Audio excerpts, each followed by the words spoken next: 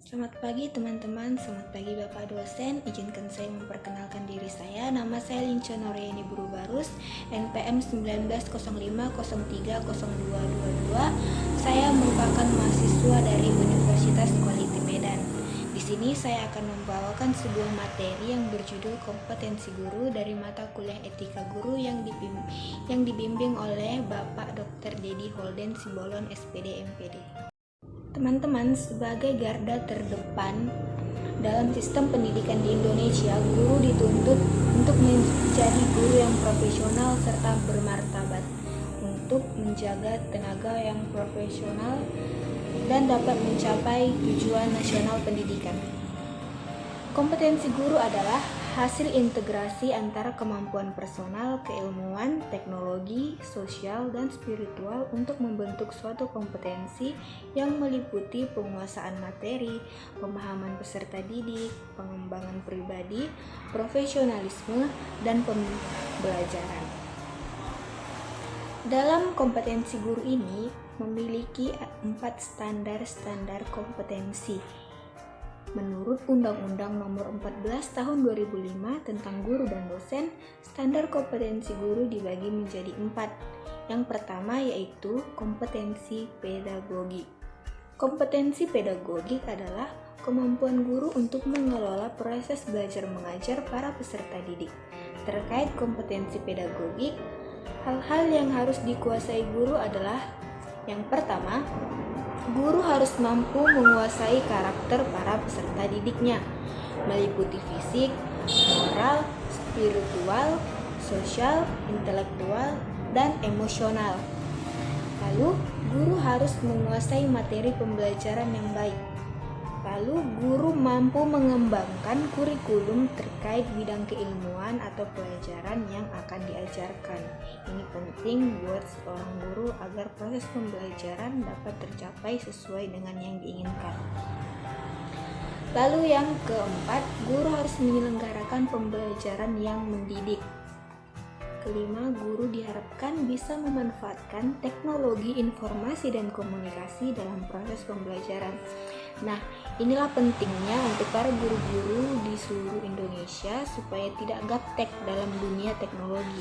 Karena semakin berkembangnya zaman, teknologi dan ilmu pengetahuan itu sangat diperlukan untuk menunjang proses belajar mengajar di sekolah. Apalagi zaman sekarang yang sedang dalam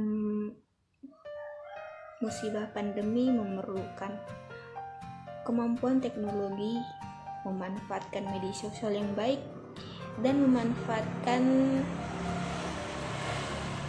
komunikasi yang baik melalui media sosial yang baik untuk menunjang proses pembelajaran daring. Lalu selanjutnya, guru harus mampu berkomunikasi secara efektif, empatik, dan santun pada peserta didik. Lalu, guru bertanggung jawab untuk menyelenggarakan evaluasi penilaian dari hasil belajar. Yang terakhir, guru harus mampu meningkatkan kualitas pembelajaran. Kedua, ada kompetensi kepribadian. Kompetensi kepribadian adalah kompetensi seorang guru dalam berkepribadian baik, sehingga mampu menjadi teladan bagi para peserta didik. Adapun hal-hal yang berkaitan dengan kompetensi kepribadian adalah sebagai berikut. Saya bacakannya teman-teman. Yang pertama, guru harus mampu menampilkan kemandirian sebagai pendidik dan memiliki etos kerja yang baik. Yang kedua, guru harus selalu bertindak sesuai dengan norma yang berlaku. Yang ketiga, guru harus bisa menunjukkan keterbukaannya kepada peserta didik, tidak hanya keterbukaan diri, melainkan juga keterbukaan pikiran dan tindakan kepada peserta didik. Yang terakhir, selalu menyampaikan hal-hal yang positif bagi para peserta didik, sehingga selalu disegani oleh peserta didiknya. Lalu selanjutnya yang keempat, ada kompetensi sosial. Kompetensi sosial adalah kemampuan guru untuk bersosialisasi dengan efektif, baik dengan sesama guru, peserta didik, wali murid, dan masyarakat. Adapun cakupannya adalah: yang pertama, guru harus bersikap diskri Guru tidak boleh bersikap diskriminatif pada peserta didik dan selalu bertindak objektif. Yang kedua, guru harus bisa berkomunikasi secara efektif, sopan, dan santun pada para peserta didik, wali murid, dan masyarakat. Yang ketiga, guru harus bisa beradaptasi dimanapun ia bertugas. Yang keempat, bisa berkomunikasi dengan lisan dan tulisan. Nah teman-teman, sebagai salah satu tenaga penggerak pendidikan di Indonesia, guru harus memiliki kompetensi mumpuni dan profesional. Nah, di abad ke-21 ini, peran guru tidak hanya menjadi pengajar, tetapi harus bisa menjadi fasilitator, dinamisator, katalisator bagi peserta didik agar lebih kreatif. Berdasarkan Society of Technology in Education, karakteristik keterampilan guru abad ke-21 dibagi menjadi 5 kategori, yaitu yang pertama, guru menjadi fasilitator dan inspirator bagi peserta didik, yaitu guru mampu memfasilitasi serta menginspirasi bagi kreativitas peserta didik. Yang kedua, memanfaatkan era digital untuk merancang dan mengembangkan pengalaman belajar bagi peserta didik. Yang ketiga, menjadi sosok atau figur yang mampu menerapkan era digital untuk belajar dan bekerja. Yang keempat, menjadi sosok figur yang bertanggung jawab di tengah masyarakat digital. Yang kelima, ikut serta dalam mengembangkan kepemimpinan profesional. Teman-teman, mengapa kompetensi pedagogik penting bagi seorang guru?